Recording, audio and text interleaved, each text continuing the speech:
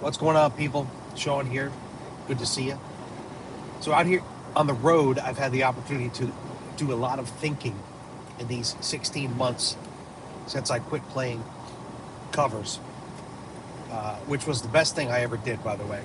Uh, only other time I quit playing covers was when I moved to Nashville and I was doing music full time. Well, a year before that, I moved to Los Angeles and went to film school.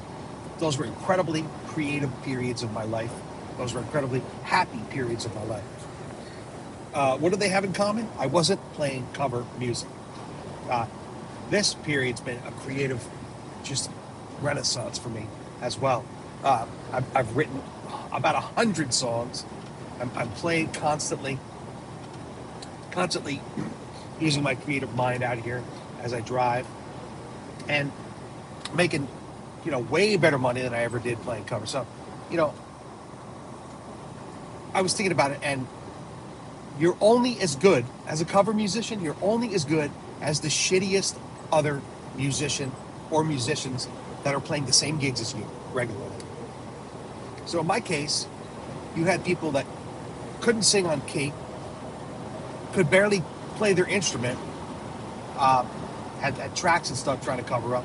And the general populace, most of them can't tell the difference between someone with my skill and talent level playing my ass off, singing my ass off, and somebody who just can't even sing in key and play. So, therefore, I was only as good as that fucking shitbag playing. So, the reason I stopped writing the book about how to make a living in music is because, well, there's two reasons. When COVIDs came, you stopped being able to make a living. You could make 50, 60 grand ecking it out if you were, if you had the tenacity to go out there after it. In retrospect, I realized you don't even have to be good. You don't have to be good. Almost every musician I've ever met doing this was mediocre at best. I could count on one hand the really, really talented, maybe two, talented players and singers that I ever met in almost 40 years playing. They're just not, most of them, and rightly so, were creating their own art, not out there interpreting other people's stuff. So you don't have to be good at all to get gigs. I mean, you could be, in the case of somebody I've come in contact with, just a part-time, musician who can barely sing, kind of play some chords or whatever, and you can go out and gig. Why people want to, as an audience, want to put up with that? I never understood why. Or want to, listen to somebody really badly butchering Elton John, until I finally came to the conclusion that people are tone deaf. They can't tell the difference. That's why you've got the popular pop music that's out today. That's why you've got these monotone people that are out today. You can foist any crap upon the general populace, and they'll eat it up. Taylor Swift. I've never even met a singer in Nashville as bad as her. She's horrible. Jelly Roll? That guy made it organically, didn't he? Oh yeah, right. The really talented players and singers, they're all over the place. You'll never see them. But Tim McGraw will get off the bus because he's good looking, and they'll offer him a fucking record deal. And it's like that in pop. It's like that. You have to understand. I could go into a whole spiel on that, but I won't. I'll save that for another video. Well, the point is you don't have to be good to play covers. So that's why I stopped writing the book, because it's meaningless at this point. So you want to go out there and play covers. If that's all you can do, go do them. Go play for free. Go play, whatever. But if you're an artist, you should never, ever play covers. I rue the day I ever came home from the Army and picked up that guitar and started gigging. I should have just got a fucking construction job or anything, made pizzas, worked on my art, because when I'm not playing other people's crap, I'm incredibly creative. And that's what we should have done. That's what the smart people do. And that's what the successful, real artists do.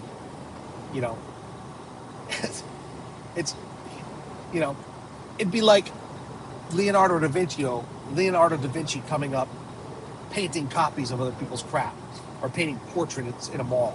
if you juxtapose that period to today. It's ridiculous. Nobody would do that. You know, you know, they're out there creating their own art, chasing their own muse. That's what a real artist does. You know, the biggest regret of my life is I ever picked up an instrument and started playing covers for other people. I should never have done that. You learn about songwriting by listening to Beatles and Elton John and just whatever you're into, the great songbook. You learn that. Then you go out and you put your own stuff forward. So that's really what I wanted to come on here and say. Basically, it's a waste of time to play covers in front of audiences. I mean, if that's all you can do, have at it. Have fun doing it, you know.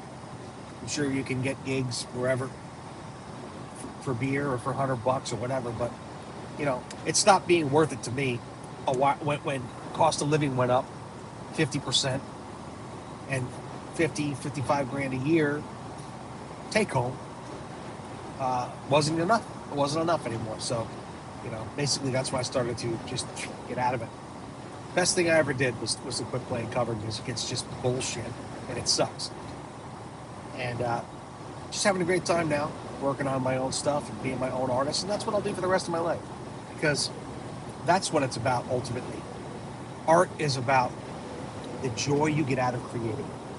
And if you share it and some other people dig it, cool. It's about the joy you get out of creating art that other people enjoy. So anyway, I hope you got something out of that, and I'll talk to you soon. Bye.